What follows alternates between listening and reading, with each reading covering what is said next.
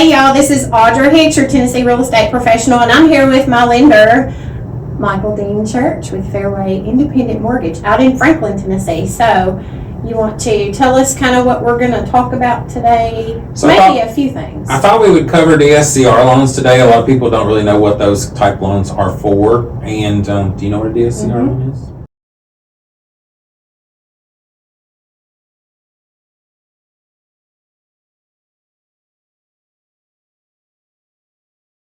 For an investor type loan. So if you want to buy STRs, which are short-term rentals, then he would be great to go with, which he has every kind of loan you can think of anyway. So. We do, but DSCR is really good for investors, and who it's really typically good for are people that have a lot of investment properties and they don't really want to have to go through the process of income qualifying for the property. So basically a DSCR loan, the property stands good for itself.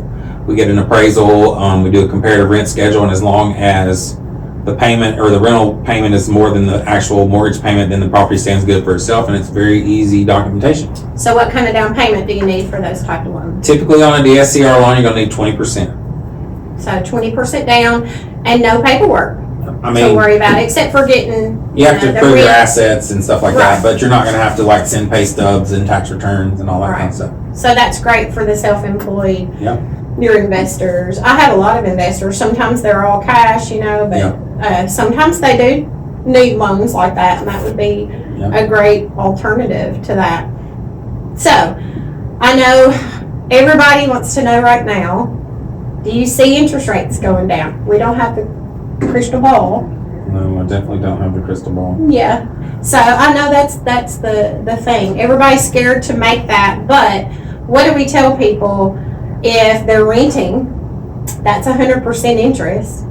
So if you buy and appreciate over the years, and then, see where it is, then you can always refinance. So I know typically this administration has been good for inflation over the long haul. I think it's going to take some time for everything to get put into motion for that to happen, but interest rates always historically follow inflation. So when inflation comes down, typically the interest rates come down with that. So that would lead me to believe that if this administration in the past was good for inflation, we're in a unique position because we have had this administration before, so we kind of know what they're about. It's not like wait and see. Yeah. So as that starts trickling down, the inflation starts coming down, then the rates naturally will start coming down as well. And typically, looking at a lot of the other countries, there's been 2 countries this week that have cut their interest rates. So I think that will lead us, I think there'll be a few more cuts this year from the Fed, depending on what happens with inflation. But yeah, I mean, as well as I do, if people wait, you can get seller concessions right now if you're a first-time home buyer. You can get your closing costs paid. You can get your interest rate bought down. Right. But if you wait until the market heats back up, it's going to flip back to a seller's market, and you're not going to be able to get anything overpay for the house. Exactly. They're not going to pay for any of your closing costs or buy down the rate. Like right now, you can buy down the rate. So some of my first-time home buyers, especially, that's really good right now. Yeah. They may pay a little bit for the house, especially depending on your offer too, because And there's tons of there's tons of programs where we can do 100% finance, and they don't even need a down payment if the seller's kicking in the closing costs. But people don't realize if they buy today at a 6.5 rate, or they wait a year and a half and the rate's 4.5, but the house is $60,000 more.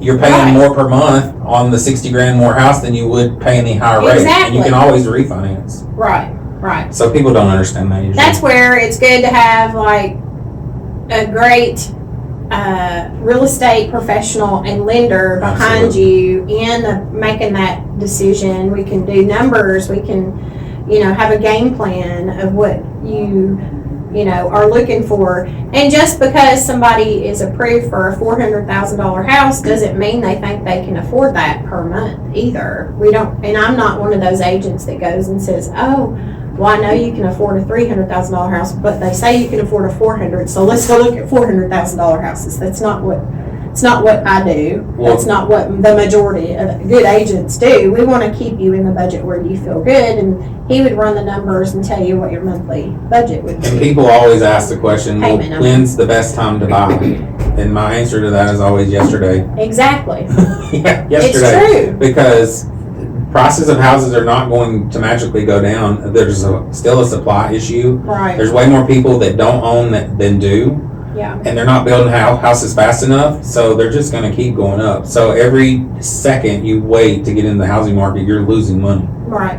And I'm not so impressed with all the brand new construction because, since COVID, all the supply issues and all of that with everything. Like, your other things you buy every day or travel trailers and stuff like that, everything went down during COVID. Yeah. So houses, they got used to building houses with inferior stuff or supply chain issues and stuff like that. Well, the other thing to consider too with talking about new construction is these tariffs and stuff that are being put on Canada and different places. A lot of our lumber comes from Canada. Yeah. So it's going to drive up the cost to build, price per square foot, which is going to drive up everything else around it. Yeah. So the prices for sure are not going down. No.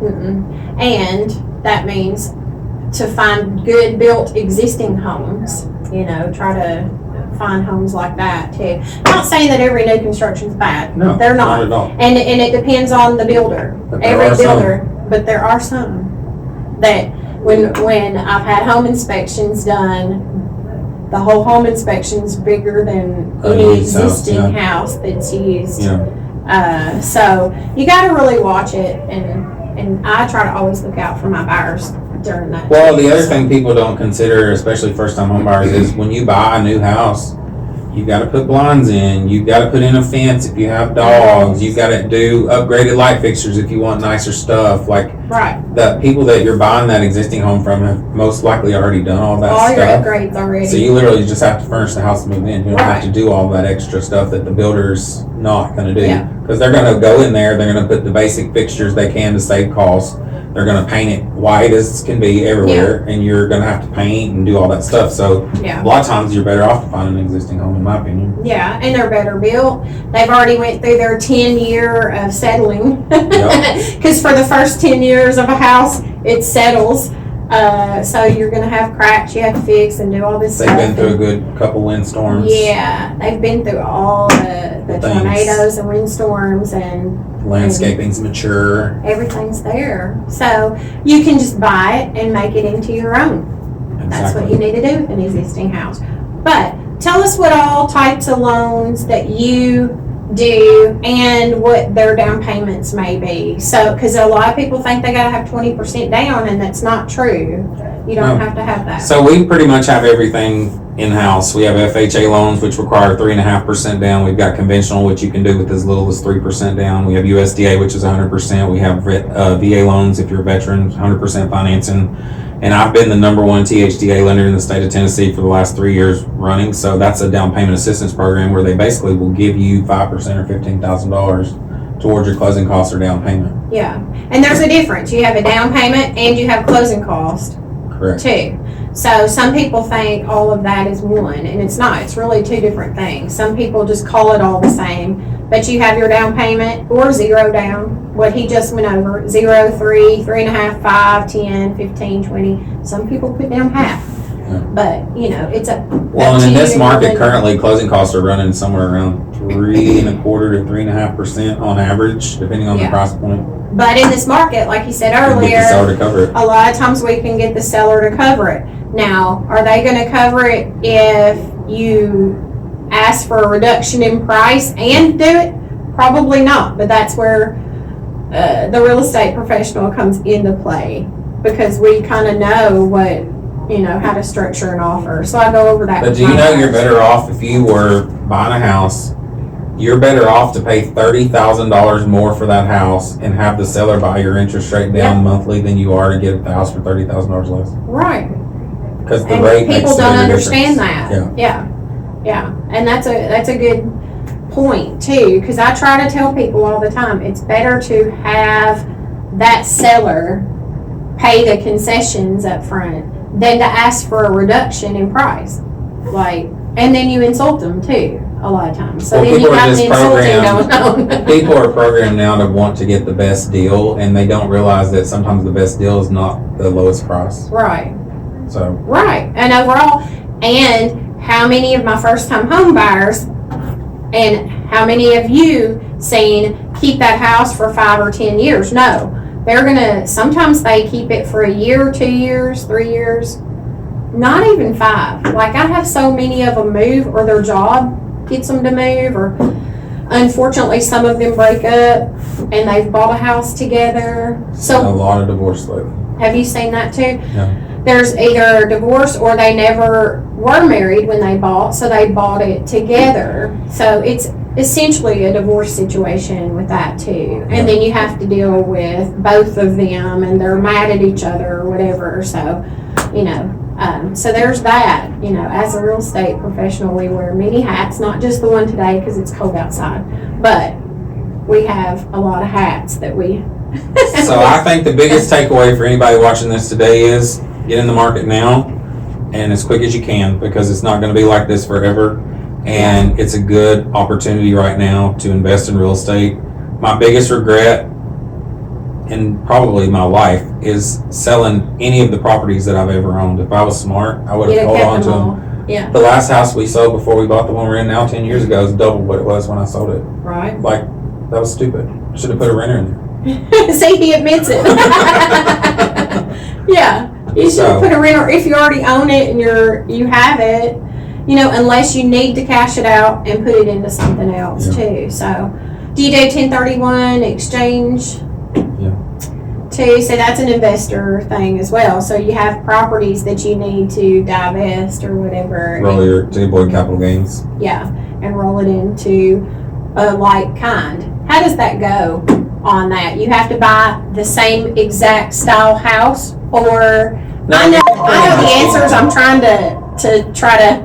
It can pretty much be anything as long as it's going to remain an investment property. Okay. You can't 1031 money from an investment property into a new primary. Oh, that no, stuff. no. So it has to be an investment like to like. So something similar to something similar. Right. So if you are selling a $300,000 house out in Clarksville, are you looking at buying another $300,000 house, kind of like similar to it? Or? You don't necessarily have to. It's just you have to have an attorney prepare that 1031 exchange and then hold that money to transfer it Over. so that it is legal with the IRS. Okay. So none of us like to hear the IRS part of it, but yeah, during that 1031 exchanges, I've seen a lot of that lately too. Yeah. Where people are wanting to do that. So I think we covered pretty much all of A lot of the good stuff. different programs, because a lot of people, like I said, don't understand you don't have to put down 20% on everything. I mean, some barely have enough for all the home inspection and all of that, saved up. And in, the past few years, it's hard to get anybody that has any savings nowadays. Rent's going up every month, every year, so you're better off. I mean, if you can buy a house 100% out of pocket, or nothing out of pocket, 100% financing, Right. cheaper than you can rent, why would you not? Why would you not do it? Why would you not do that? I know, and then it's yours. You make it into your own. You don't have to ask the landlord to do everything. There's no landlord now. I mean, if you buy in an HOA, sometimes they'll tell you what to do, but, I've had some people over the years that'll be like, we've been renting for 40 years. Like, why have you been renting for 40 years? And they're like in their 60s. I'm like, no. you've missed out on so much wealth like, by just throwing that money away. Yeah. But people don't get it. I know. So that's where we come into play. We'll do some more videos eventually on different topics. But today I wanted to try to go over the one, especially for investors that maybe are looking to buy, and to just give you an idea of, all the different things that Michael Dean Church's team in Franklin at Fairway Independent Mortgage has to offer. And I've been referring clients to him for a few years now, and the cool thing is he'll let us know if they can buy, what type of loan it'll be, him or his team. You got different people to contact. But the cool thing is if they give us a green light to go and shop, I can feel good about it going to this closing table right here and us standing over there holding my key, and I'm giving them a key to their house, because I know they get you to the closing table. So I don't have any qualms about referring his team. We appreciate it. And you pick up the phone. I do, unless I'm dead or in jail. That's my slogan. Dead or in jail. Oh gosh. And I'm not planning on being either place. No, no, we are not gonna. None of us want to do either one of those. But hey, if y'all like my content, please like, share, and subscribe. And I will put in the comments, or my son will when he edits this video, all of the information to get in touch with him, or just reach out to me, and I will get you with Michael Dean Church. Have a good day. Let's buy a house. Bye, y'all. Yes.